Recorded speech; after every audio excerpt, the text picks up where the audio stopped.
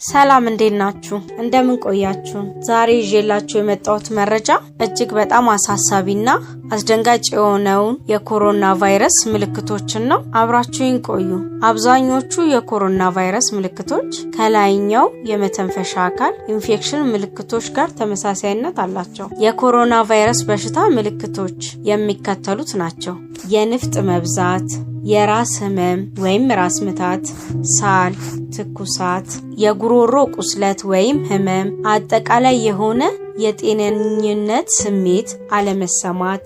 በመጨረሻም ቫይረሱ ወደ ታችኛው የመተንፈሻ አካል ወይም የመተንፈሻ ቧንቧና ሳምባ ከተዛመተ ኒሞኒያ ያስከትላል የቫይረሱ መተላለፊያ መንገዶች ደግሞ በቻይና የተከሰተው የኮሮና ቫይረስ ወረርሽኝ ከሰው ወደ ሰው የሚተላለፍ መሆኑ የተረጋገጠ ሲሆን በቫይረሱ ከተያዘ ሰው ወደ ጤነኛ ሰው በሚከተሉት መንገዶች ይተላለፋል በሽታው የተያዘ ሰው በሚያስልበት ወይም በሚያስነጥስበት ወቅት በአየር ይተላለፋል ሁለተኛው በበሽታው ከተያዘ ሰው ጋር ከተነካካን ወይም እጅ ለእጅ ከተጨባበጥን ወይም ሰላምታ ከተሰጣጠን ይተላለፋል ሶስተኛው ቫይረሱ ያለበትን ዕቃ ወይም ቁስ ከነካን በኋላ አፋችን አፍንጫችንን ወይም አይናችንን ከነካን በቫይረሱ በቀላሉ እንያዛለን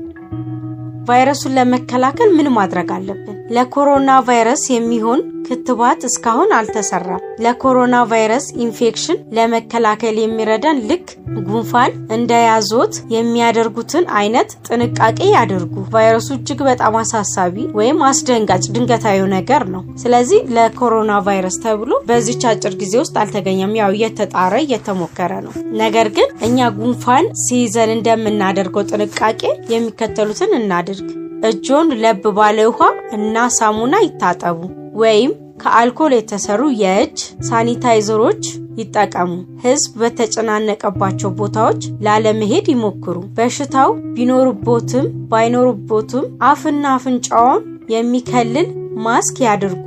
አፎን አፍንጫውን እና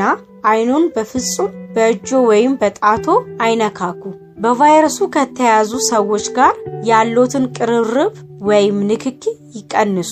ማሳሰቢያ አሁን በቻይና የተከሰተው የኮሮና ቫይረስ ኢንፌክሽን ወረርሽኝ በቀላሉ የሚዛመት ወይም የሚተላለፍ ሲሆን ምንም አይነት መድኃኒት የሌለው ነው ስለዚህ በበሽታው ላለመያዝ ራስን መከላከል ብቸኛው አማራጭ ነው ትላንት በወጣ መረጃ በኮሮና ቫይረስ ተጠርጥረው ክትትል ሲደረግላቸው ከነበሩት 4 ኢትዮጵያውያን መካከል ሁለቱ ምርመራ ከተደረገላቸው በኋላ የተለቀቁ ሲሆን በቀሪዎቹ 2 ላይ ክትትሉ እንደቀጠለ መሆኑን የጤና ሚኒስቴርና የህብረተሰብ ጤና ኢንስቲትዩት አስታውቋል በቫይረሱ ከተጠረጠሩ ሰዎች ጋር አብረው ስለነበሩ በሁለቱ ላይ የሚደረገው ክትትል ላልተወሰነ ጊዜ እንደሚቀጥል ነው የተገለጸው የሁሉም ተጠርጣሪዎች የመጀመሪያ ደረጃ ውጤት ኔጋቲቭ ወይም ነፃ መሆኑ ተገልጿል ሆኖም ግን ሙሉ ለሙሉ እርግጠኛ ለመሆን ሲባል የምርመራ ናሙናቸው ወደ ደቡብ አፍሪካ መላኩም ተገልጿል ለዛሬ ይዤላችሁ የመጣሁት መረጃ ይሄንን ይመስል ነበር ስላዳመጣችሁኝ አመሰግናለሁ መልካም ጤንነት